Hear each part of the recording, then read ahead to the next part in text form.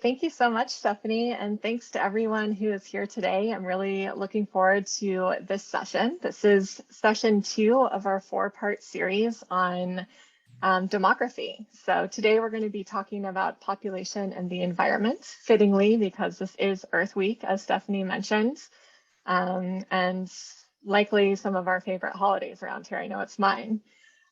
So yeah, without further ado, I'm just going to get straight into it because we've got a lot to cover today. So go ahead, next slide, please, Steph.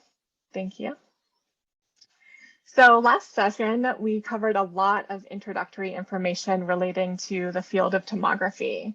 And we did this as a way to better understand the current state of the world as it relates to population and the environment, and also as a basis for thinking through solutions to the various crises that our world is facing today in social, economic, and especially environmental terms.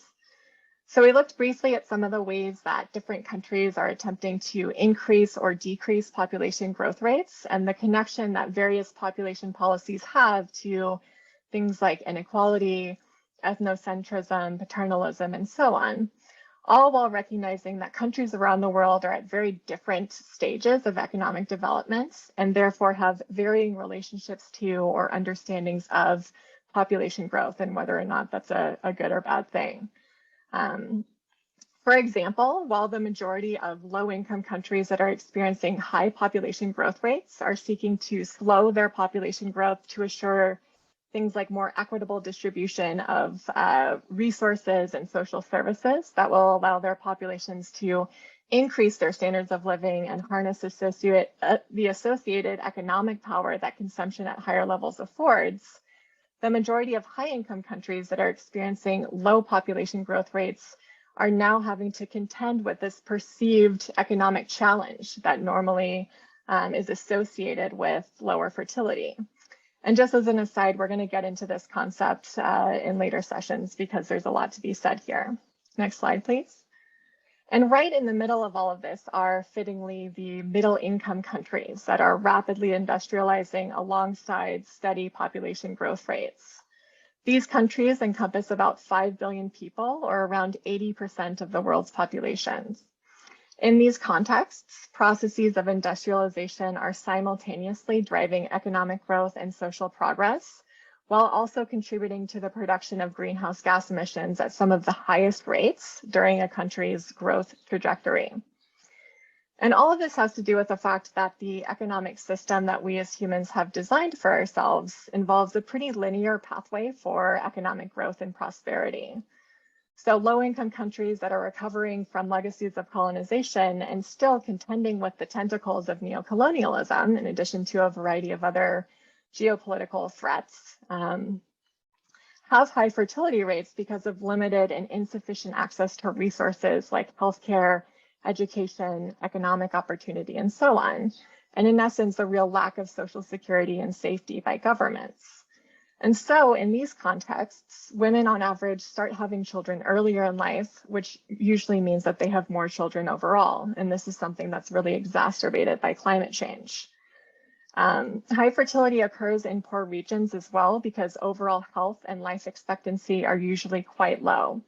And the assumption in these contexts is that it's necessary or even advantageous to have more children because not all will survive, and because more children are generally needed to help with like localized labor, including that of food production.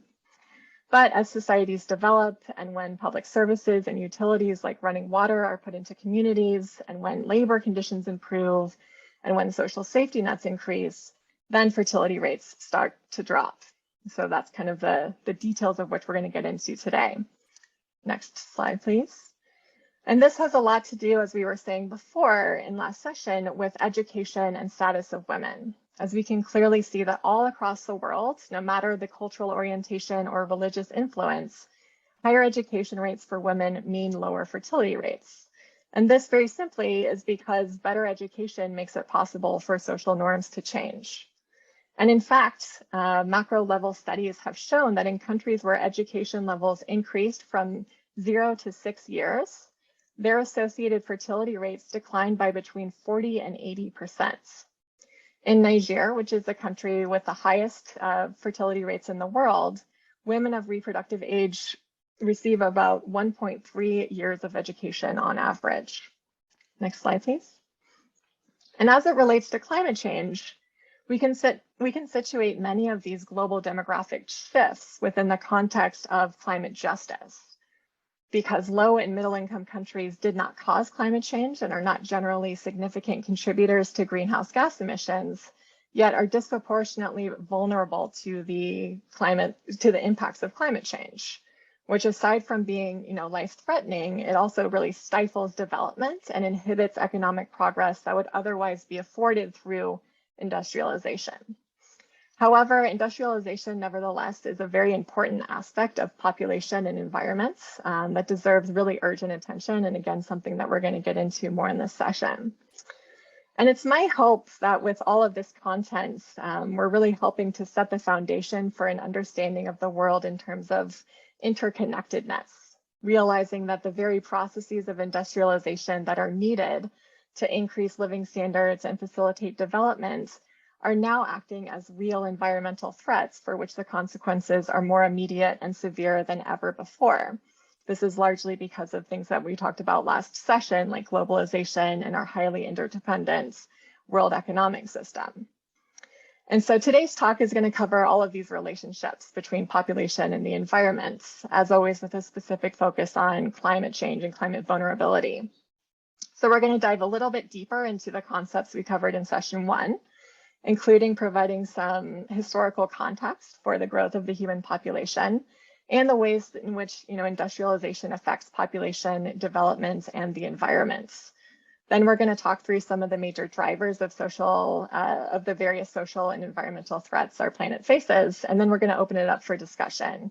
And to be clear, a lot of what I'm talking about here is kind of open-ended, so there's not necessarily a direct solution to these massive global issues that we're kind of talking about.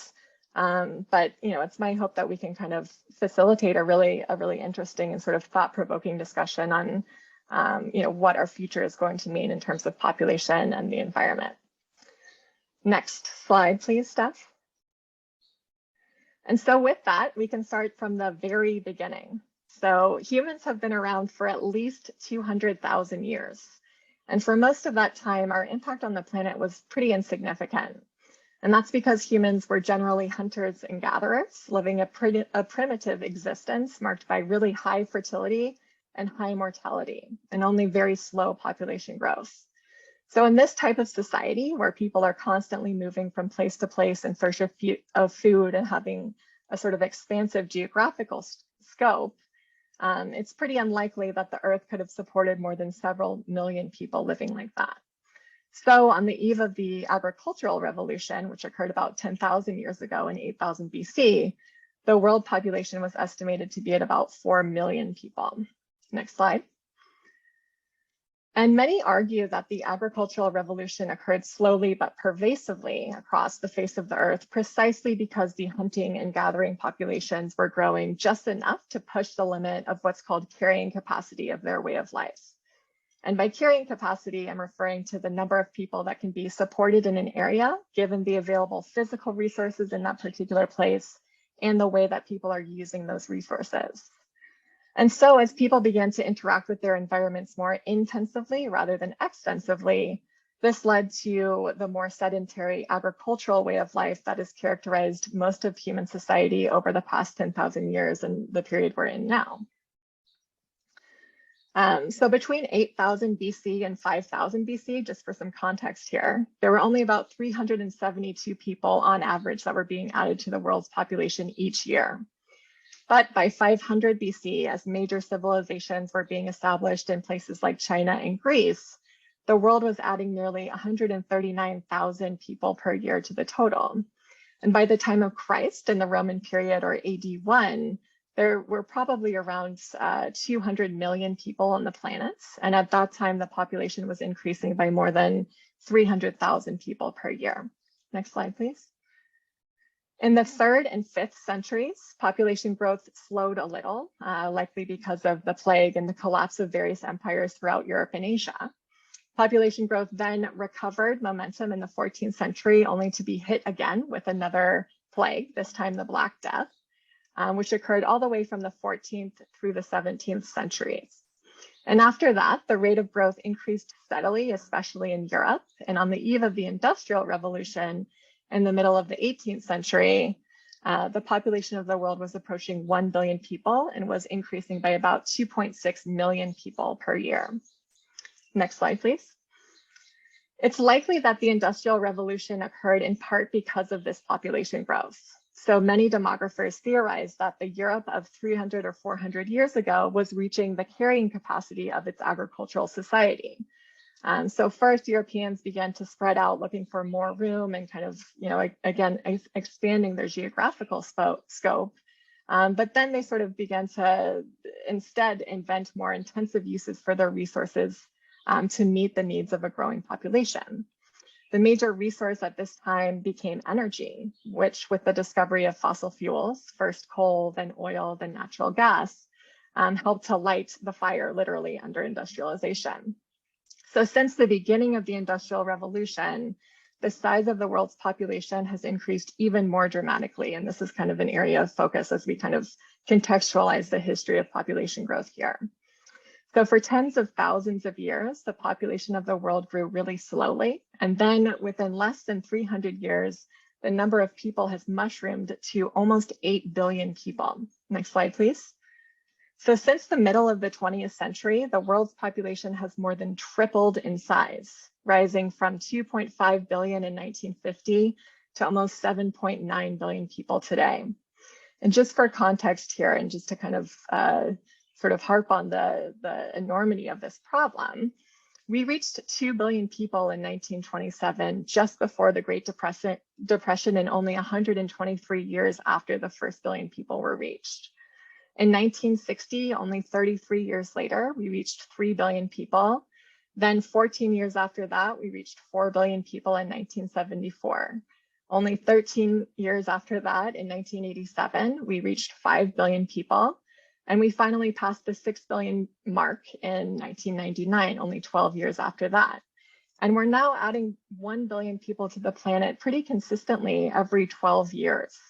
We now, again, have 7.9 billion people on the planet, and will likely reach around 9.7 billion by 2050 and 10.9 by 2100. Next slide, please. And future population projections are generally difficult to kind of assume or predict, right? Because it's really hard to say what's going to happen a half century or more from now. That's largely because even small differences in the number of children born to women or in the death rate can create really huge differences in long-range projections, as you can see by looking at this graph, which was made by Marian. Thank you very much. But there's little question that the world's population will eventually stabilize, likely sometime right after the end of the century. The big questions for us are, when is this going to happen? How many people are there going to be when this happens? And more recently and most acutely, are we going to be able to curb the growth of the human population and shift our energy and consumption practices in enough time to be able to avoid the worst possible trajectories of climate change? Next slide. It is absolutely true that the rapid rate of growth over the past 200 years has been explosive. And the revolutionary consequence of this explosion is that the numbers of people on the planet are destined to stay vastly higher than they were 200 years ago. This is creating huge problems for us that we need to deal with as a global community. So if we look back just 250 years from the year 1800, just before we hit 1 billion people on the world, we find that the population was about half of what it was in 1800. And at that time, we were clearly in the very early stages of this population explosion that we're talking about. But if we look 250 years from that point, we'll see that there's going to be 9 times as many people in 2050 as there were in 1800. Dealing with this dramatic rise in numbers drives changes all around the world and affects everyone in every way. And regardless of the rate of growth is depicted on the right-hand side of the screen in purple, which is generally kind of assumed to be the explosive parts. So regardless of this rate, the actual numbers of people on the planet is what we as a global community have to cope with.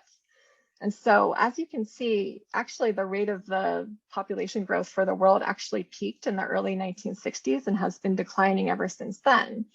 And this would be, good news in terms of slowing population growth. But one of the major issues here is that the base of the human population has become so large that even, lower growth rates are still producing really big absolute increases in the human population. So for example, right now we have a base of around 7.9 billion people on the planet. And so when you build on that big of a base, even a seemingly slow rate of growth, I think it was around 0.9 or 1% in 2021, still actually results in in the addition of about 74 million people to the planet. And just to note, these numbers for 2020 are actually much smaller than they were in 2020, and smaller than the numbers that we're used to because of the pandemic. Usually we add about 83 million people to the planet every year. Next slide. And so the reason that the world's population grew so slowly during the first 99% of human history is because death rates were very high. And at the same time, very few populations have ever tried to kind of maximize the number of children born. During the hunting and gathering phase of human history, it's likely that the life expectancy at birth was only about 20 years. So at this level of mortality, more than half of all children born would die before the age of 5. This means that the average woman who survives 3 reproductive years will have to bear almost 7 children just to ensure that 2 will survive into adulthood. And with the transition into more sedentary lifestyles, ultimately came increases in fertility rates and higher population growth rates. And this is likely because new diets improved the ability of women to conceive and bear children, and living standards improved. It's also worth noting here that only a really small difference between birth and death rates is required to account for, slow population growth achieved after the agricultural revolution. So between minus 8,000 in 1750, the world was adding an average of only 67,000 people each year to the population. And at this particular moment in history, that many people are being added about every 5 hours. Next slide, please.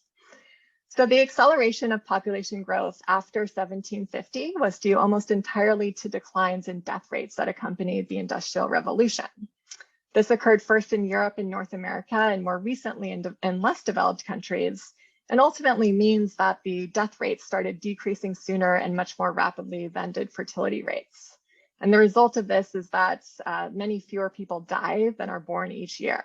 So in more affluent countries, declines in mortality really had to do at first with economic developments and a rising standard of living. So people were eating better, wearing warmer clothes, living in better houses, bathing more often, drinking cleaner water, and so on. And these improvements in the human condition really helped to, make people healthier, to lower their exposure to disease, and also build up resistance to things like illnesses.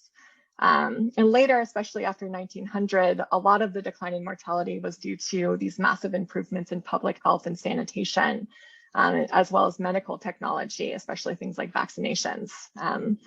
However, since World War II, and as a byproduct of globalization, and this is something that we kind of touched on in session 1, medical and public health technology has become available to virtually all countries around the world, regardless of their level of economic development. And that's not to say that there's not inequality embedded within this, but that death rates in less developed countries have been able to fall as a consequence of this, even despite really low economic growth.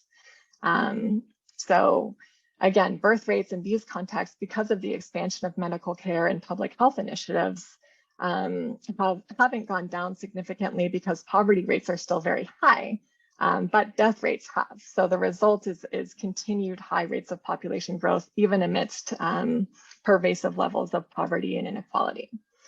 Next slide, please. And as you can see, virtually all of the growth of the human population now is originating in less developed regions.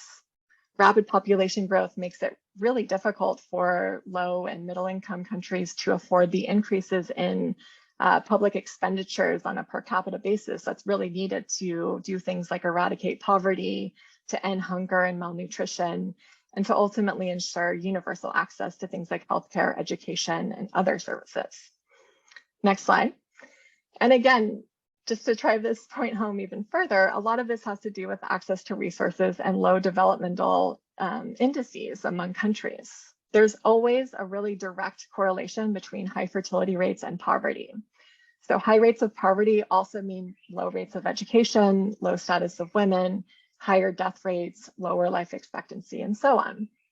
And in terms of development, high fertility and low income settings can be quite costly, mainly because it lessens opportunities for economic development, it increases health risks for women and children, and ultimately erodes quality of life by reducing access to vital resources like education, nutrition, employment, and scarce resources like potable water, arable land, so on. Next slide.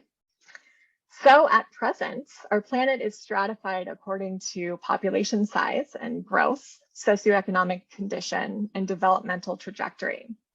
More developed countries, more affluent nations, and industrialized places generally have stable or even in some cases declining populations because of progressively lower fertility rates.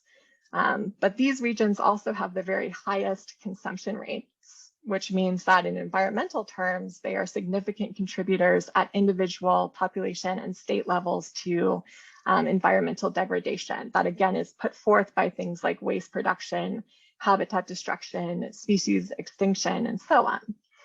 On the other end of the spectrum, we have less developed countries that have really quickly growing populations because of high fertility rates. However, these populations are very low-level consumers and therefore negligible contributors to any type of large-scale environmental damage, including the production of greenhouse gases, which cause climate change. Next slide. And from a climate change perspective, this presents some real problems.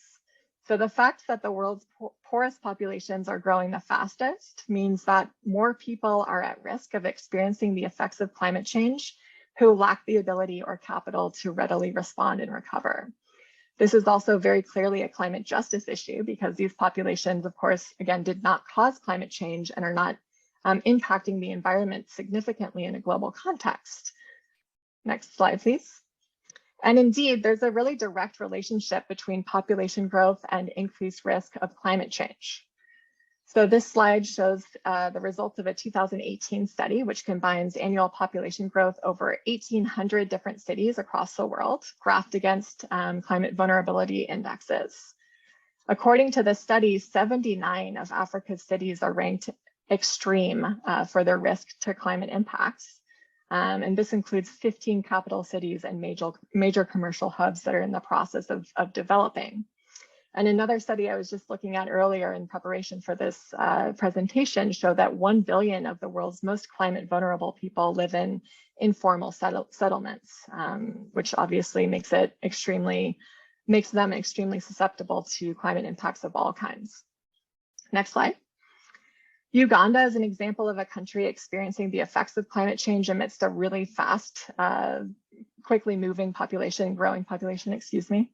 Uganda is geographically already susceptible to things like floods and droughts, which are of course increasing because of climate change.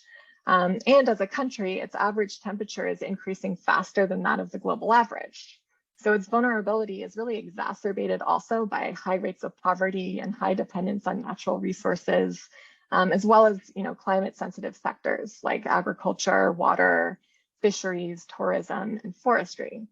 And this is all daunting in and of itself, but consider also that the country currently holds 48 million people and has a growth rate of over 3.5%, meaning that its population is going to grow to 100 million people by 2050. And as we were talking about last session, Uganda's population is quite young, which means that its population is going to grow into the next few generations with a really fair amount of certainty. And in fact, 77% of Uganda's population is under the age of 30. And just for scale, Uganda is just slightly smaller than the size of Oregon, except that it has 44 million more people. Next slide. And in terms of the rest of the world's population, what we need to understand in terms of the environment is that there are major demographic shifts that are underway that could, if left unattended or unaddressed, be really devastating for our world as we know it, specifically in environmental terms. So on this slide, you'll see the world's population divided into 4 different levels based off of relative population size and income. As you can see, the majority of the world's population, again, about 80% of the world, resides on levels 2 and 3. These are what are known as middle income countries or emerging markets. Next slide. And historically, just like what has happened with every affluent and industrialized nation on Earth today, advancements in healthcare and technology and economic opportunity are helping to increase livelihoods and standards of living for people and societies at large. This is happening all across the world with most of the world's population. And to be clear, this is a really great thing. We're all advocating for this. Everybody deserves a better standard of living. Everyone deserves the ability to consume resources and increase livelihoods and live comfortable lives. And certainly as Americans and a high consuming country, we cannot be denying this process that we have already received the benefits from to anyone else. And it's not really about that. What it's about is, what is this going to mean for the imminent threats posed by climate change? What does this mean for global environmental degradation that is set forth by consumption, by resource use, by waste production, habitat destruction, and so on? All of these sort of intersecting environmental issues that are the consequence of the way that our economy is structured are now combining with massive levels of population growth to present real challenges for us in terms of climate change. Next slide, please. And so the question then becomes, well, as societies develop, which is what we're ultimately all advocating for, won't that also drive up consumption patterns, carbon footprints, and CO2 emissions? And won't this cause ecological decline at pretty much all scales? And if you're thinking this to yourself, well, that's a great question, and I'm really happy you asked because there's a lot to be said here. So it's true that emissions are surging in many emerging markets like Brazil, for example, China, which arguably isn't even industrializing anymore, India, Indonesia, and Nigeria. And this is again because of large-scale increases in average incomes and reduced levels of poverty, particularly since the year 2000, all of which have greatly increased the size of the global middle class. And one environmental implication of many in terms of consumption is that this is going to result in drastic increases in demand for things like transportation and meat, both of which are huge contributors to greenhouse gas emissions and environmental degradation. And in fact, the demand for ruminant meat, which includes things like beef, lamb, and goats, is projected to increase by 88% between 2010 and 2050. Undoubtedly, such consumption patterns pose challenges to curbing greenhouse gas emissions and preventing the conversion of remaining forests to farmlands. Certainly, without major increases in agricultural productivity, the land area required to feed the world's growing population and the world's rising income levels could wipe out actually a lot of the world's forests and woodlands by the mid-century at the very least. This is further accelerating climate change in addition to the obvious sort of ecological decline that it also causes. And in general, future emissions trends depend on a variety of factors, including things like economic growth, technological change, demographic trends, and consumption rates.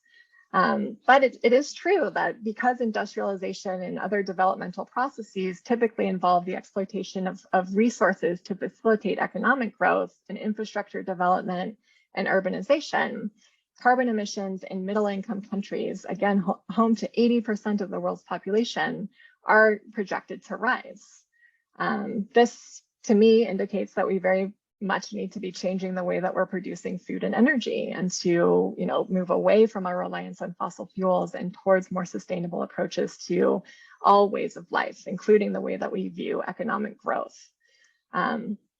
And it's also true that over the past 10 years, CO2 emissions have actually fallen in industrialized nations like the United States and in many European countries. And this has occurred even while economic growth has continued. This is due again to a variety of factors, including the reduced reliance on coal and the ramping up of renewable energy sources. But also this is because many of the wealthiest countries in the world have in effect outsourced some of their emissions through things like trade and carbon intense goods like steel and cement and other manufactured items. So there are a lot of geopolitical sort of factors to this conversation as well that need to be taken into account. Next slide, please. And it's also worth noting, for example, that the global production of goods, including key agricultural products like beef or palm oil, coffee, and cacao, facilitates a lot greater resource depletion in poorer countries than in rich nations. This, of course, leads to large-scale deforestation and biodiversity loss, which are key drivers of ecological decline and climate change. And many of these developing regions are located in tropical regions that are home to the world's rainforests. The main regions that produce products that are cash crops and that are sold on the world market are Sub-Saharan Africa, Southeast Asia, and Latin America. And from a geopolitical perspective, these regions are also export-led, meaning that the majority of crops produced in low-income countries are shipped and sold to high-income countries where it's consumed, right? So over 95%, for example, of the coffee and cacao produced in developing regions are exported to North America and Europe and consumed there. And in Brazil, for example, the agricultural industry is extremely important to the country's economy and employs over 10% of its workforce. Because the country is a leading producer of cash crops like coffee and sugar, there's a really large incentive to augment production practices, which may be good economically, but poses a lot of pressure for the environment and for sustainability in the longer term. And in fact, about 70% of Brazil's greenhouse gas emissions come from agriculture and deforestation. So again, if we're kind of looking at the underlying drivers of environmental problems like deforestation and habitat destruction, there's not always a very clear connection between population growth and environmental decline. It also has to be situated within the broader sort of geopolitical context in our world economic system. Next slide, please. And lo and behold, to be clear, the main human activities which are driving climate change are industrial activities and the combustion of fossil fuel. And as I always say, climate change is a really complex issue that we're all collectively facing here. And to be sure, there are many different contributing factors to environmental degradation on every scale.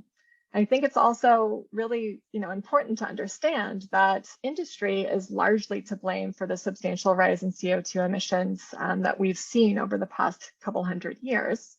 And as you can see on this slide, about 20 fossil fuel companies are responsible for 35% of energy-related carbon dioxide and methane emissions just since 1965 alone. Ultimately, again, this all speaks to the fact that this is a really complex issue and there are many different solutions that need to be put forth and integrated into our sort of global understandings of how things work, including changing the way that we produce food and energy. Next slide, please. In addition, because there are such wide disparities in wealth and consumption patterns around the world and even within countries, we really shouldn't be, quote unquote, worried about the environmental implications of bringing people out of poverty. New research has shown that the world's wealthiest people of individuals are actually the highest emitters, regardless of their country of origin. So for example, if we simply look at total emissions at the country level, we would conclude very quickly that China, the United States, and India are by far the biggest polluters. But differences between high and low emitters within nations show that the top 1% of earners globally, who are located all over the world, actually emit about 70 times as much carbon dioxide as the bottom 50%. More than 60 million people account for the top 1% of the population who earn more than $109,000 per year. And as many of us are well aware, and I think this is something that the pandemic has really kind of highlighted, the gap between the mega wealthy and everyone else is widening pretty significantly, as is the decline of the middle class globally. A professor I was just talking to yesterday, and I forgot to fact check this, so correct me if I'm wrong, but he said that Jeff Bezos, the owner of Amazon, makes $166 million per minute or something absurd like that. And so inequality is another huge player here. And I bring this up because most people on Earth, even though their incomes have been steadily rising over the past decades, do not actually contribute a huge share to global warming.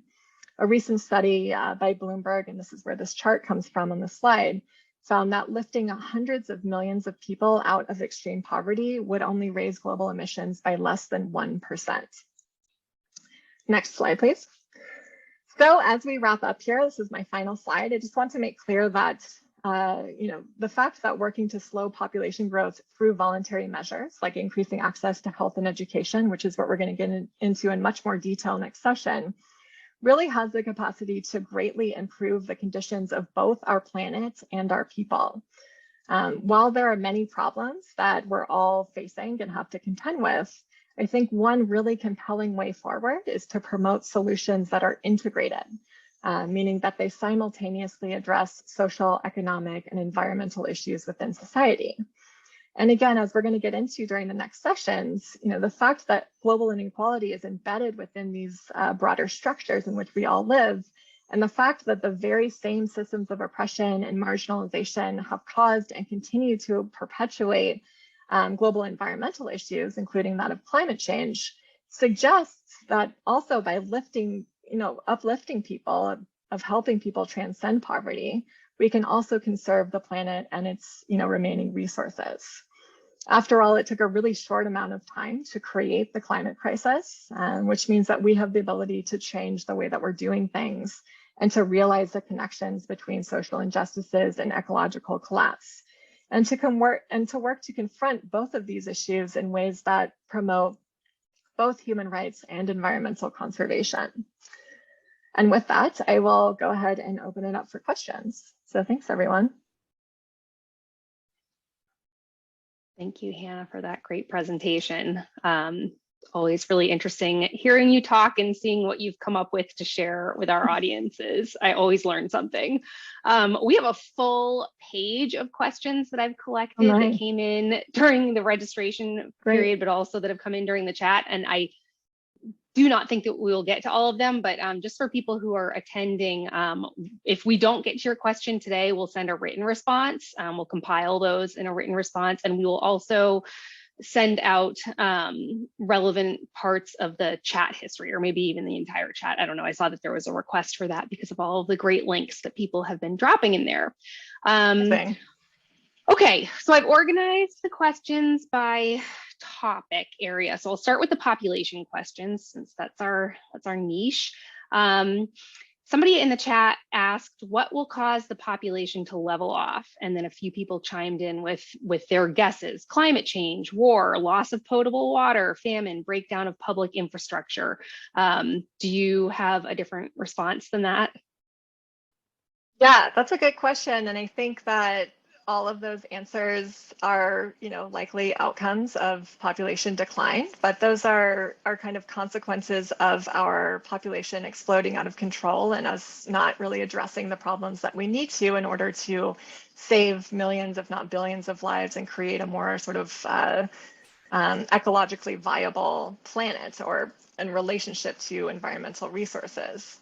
I think that, ultimately the population projections that are put forth by the UN are based off of historical assumptions of development. So they kind of posit that as countries continue to develop and increase their economic opportunity and the social services provided, that will allow fertility rates to fall, because essentially more people and more women and girls in particular will be going to school for longer, obtaining and sustaining employment at higher levels.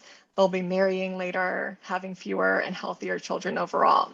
that's kind of what we've seen play out all across the world in what are now known as industrialized nations and wealthy nations that have really low fertility rates.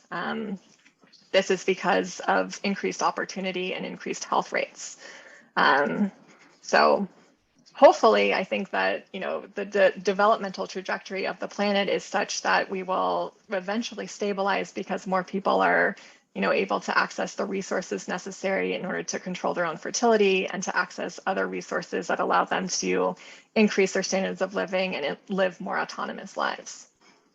What do you think, Marianne? Yeah, well, I think exactly what you said. And, you know, it can be easy to lose sight of the fact that we're moving in the right direction, right? Like since this organization was founded 50 years ago, more than 50 years ago now, the global total fertility rate has been cut in half. Obviously not single-handedly due to us or anything, but just, you know, there has been progress during the last half century on this. And you mentioned during your presentation that the rate of population growth peaked decades ago, and the absolute change in the population per year also peaked quite a while ago. So even though we're adding about 80 million people every year to the world population, it is, believe it or not, moving in the right direction. And you know, if we would just invest the resources in expanding family planning programs so that everybody who wants to use contraception can do so,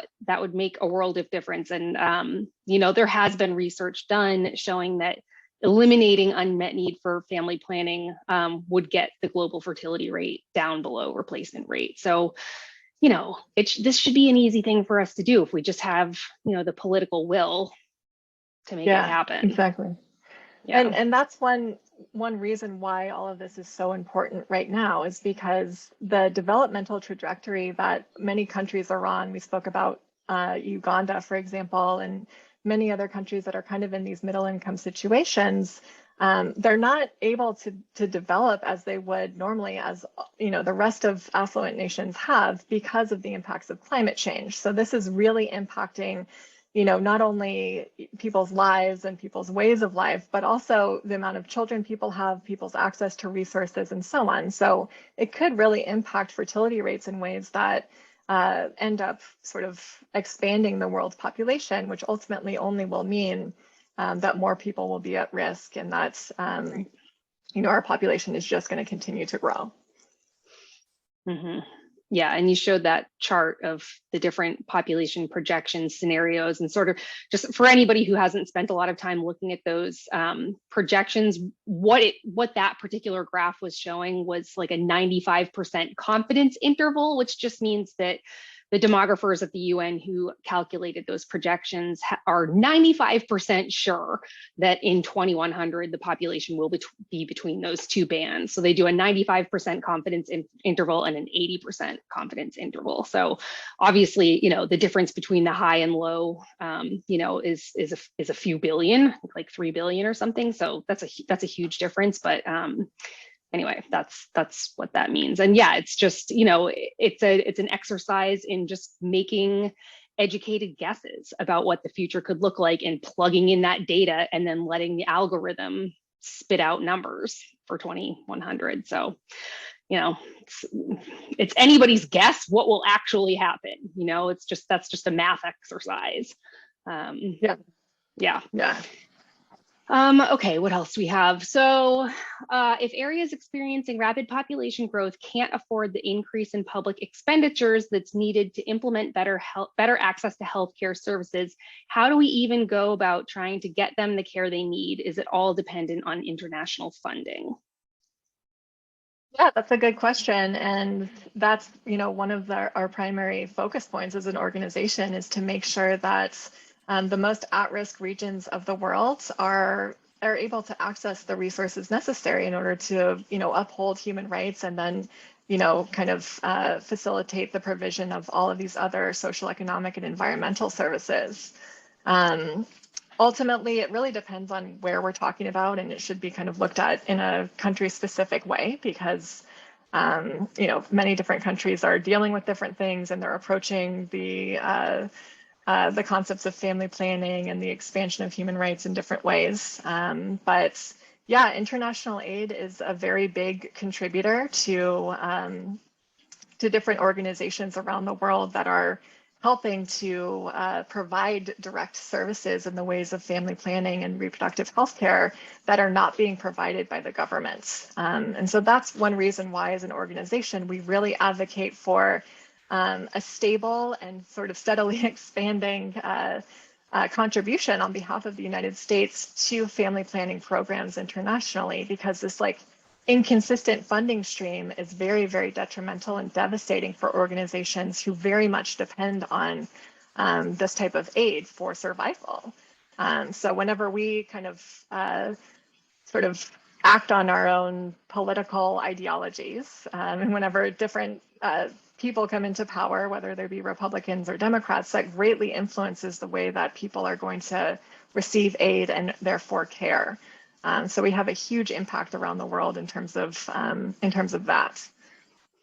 Yeah, and even, spanning across political differences, I do think it's worth noting that, donor countries, including the United States, have never funded, to my knowledge, have never funded family planning at the level that we agreed to at the 1994 International Conference on Population and Development in Cairo, where donor countries agreed to fund 1/3 of addressing the unmet need for family planning in low and middle income nations. And then those nations themselves were going to fund the other 2/3.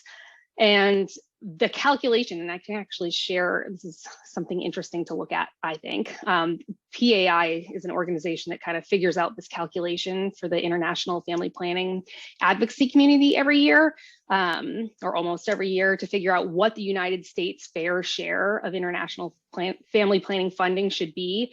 And we are underfunding it by more than $1 billion a year. So we have to step it up if we're going to meet this commitment. And, meanwhile, the population of women who are of reproductive age is only continuing to grow too. So, and I know that that's factored into these calculations, but, with stagnant levels of international family planning funding for a world experiencing inflation and population growth, it's in that sense, the per capita expenditure has actually declined. Yeah, we need to do a much better job. Yeah, and as we're going to get into in later sessions too, and as what you were just to dovetail on what you were saying, I mean, family planning is something that, as an investment, it's one of the most effective investments that a country can make in terms of bringing people out of poverty, in terms of upfront costs and return on investments, and what that means in terms of slower population growth, better health rates. It's also much better for the environments as people start kind of interacting with their sort of local and regional sort of environments in more autonomous ways. That creates a really sort of lessened impact on the environment, and ultimately means that there's going to be slower population growth, which is a really good economic or environmental benefit as well. So there's so many different sort of advantages associated with just investing a very small amount in family planning internationally, and in raising the kind of collective fate of everyone around the world. Mm-hmm. Yeah. Somebody wrote in the chat, when talking to others about population, many say, since most say that population will level out anyway, why do anything? And I think we kind of answered that a little bit, but I don't know if you have anything else to say about that. Yeah, I mean, it most likely will, but who knows what's going to happen, as Marion was saying. And also, these population projections don't take into account these imminent threats that we're facing, like climate change or ecological collapse, or the unsustainability of our economic system. So it probably will eventually stabilize, but we're in a position right now where, we're getting report after report from the IPCC, the Intergovernmental Panel on Climate Change, telling us that we have no time left to wait in order to avert, bring CO2 emissions down and really change the way that we're interacting with the environment in ways that will allow us to avert the worst of climate change. And if we don't do that, I mean, I hate to be cynical here. I don't even think it's cynical. It's pretty much a fact that billions of people are going to die. So we really are at the point where we can either create an uninhabitable future in the very near future, for our kids and our children's children and so on, or we can kind of work together to figure out all of the interconnecting issues that our world is facing, and approach solutions in ways that are, going to help us avert these disasters. If that makes sense. Yeah, I don't think anybody thinks that the global population is going to grow forever. I think the question is whether it will peak in 10 or 20 years at 9 billion, or whether it will peak at 13 billion sometime in the next century, and those are two very different global scenarios. And so what we're trying to advocate for is, hitting that peak sooner rather than later and at a lower number. And, it'll take a lot of political will to get there. Yeah. And already, I mean, even though things are kind of in a global context, technically getting a lot better, and that's amazing. I mean, there's still hundreds of millions of hungry people around the world. There's still people who lack access to just very basic resources. Over 2 billion people live on less than $2 a day. There's like a lot of problems with regards to, the ability of people to like live comfortable lives and to transcend this institutionalized sort of state of poverty that many people are in. And so that really requires us to kind of rethink, what that means for our economy and for food production and for the distribution of finite resources like water, for example. Yeah, and sort of, I guess, kind of trailing off of your comment about the IPCC, they released their third working group report last week, recently. And one of their findings is that we have to, our carbon emissions, or maybe all greenhouse gas emissions, have to peak by 2025 if we're going to keep our temperature rise below 1.5 degrees Celsius from pre-industrial levels. And so somebody in the chat asked, do you think population management can become acceptable as a survival goal? And, the way I read that is, can that become sort of an accepted mitigation strategy for reducing greenhouse gas emissions? Because it's something that, if you read through the report, which I did not do, it's almost 3,000 pages long, but I did do a bunch of word searches through it. And, the word population is all over the report, but in the context of, well, with this population projection, at this level of population, the emissions will be this high or whatever.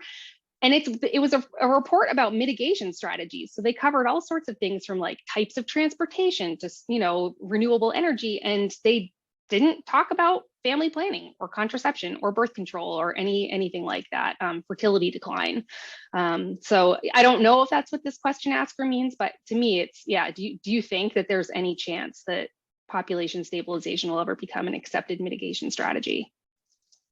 Yeah, well, I think it very much should be. And the way that, we kind of realize what population stabilization means in a policy context is just the upholding and the institutionalization of reproductive rights and making sure that everyone has access to family planning services. Because again, we know that whenever women have access to resources, that allows fertility rates to naturally drop without any sort of like structural imposition by governments telling people how many children they can have or not. That's like a really dangerous, very slippery slope, and nothing that we would ever want to advocate for.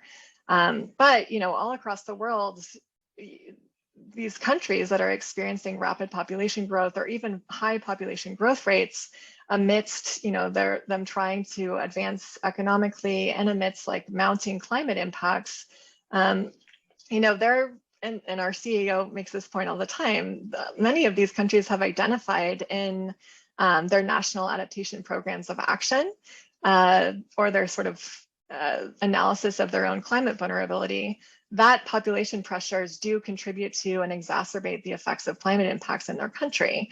So, but there's like very little sort of integration of family planning funding into climate adaptation strategies. So I feel like there's a gap there that really could be bridged, as you were kind of mentioning. And to be clear as well, I mean, whenever we're talking about meeting the unmet need for family planning globally, we're talking about everywhere, and that includes in the United States and in other high consuming places where unintended pregnancies are very high considering our sort of socioeconomic status. And that's because, again, there's a wide, sort of gap in access to quality resources, and that's sort of a reflection of socioeconomic status. So even within countries that are more high consuming, there are really high, levels of unintended pregnancies and unmet needs for family planning services. And meeting these needs has, substantial environmental benefits. It's really upsetting, kind of understanding this and then thinking about what's happening right now in our own country, just with regards to reproductive rights and how politicized it and polarized it's become, and how nonsensical it is. But certainly, I think that it's very clear that there should be an integration there. Yeah. Yeah, there was a question in here about what a post-Roe United States looks like, and it's not good, folks. It's not good. But we're at time. So I just want to thank you for your very captivating presentation. And just to let folks know again that we will respond to all of the unanswered questions in writing. I know there are a ton that we didn't get to, and I could see that the chat box kept on going once Hannah and I started talking. So I know more questions came in, and I apologize, we just didn't get to them. But we'll send you an email with responses. Yeah, so thank you so much. And thanks so much, everyone. Looking forward to the next one. Yeah, definitely. Thanks for tuning in, and I love to see the chat getting so much activity. It's kind of the whole point, is to kind of create discussions around this and to talk about these solutions. So thanks very much for the engagement, and thanks, Marian, for moderating. For reading questions out loud. You're welcome. No. All right. We'll see you next month, everybody. Bye. Thank you. Bye.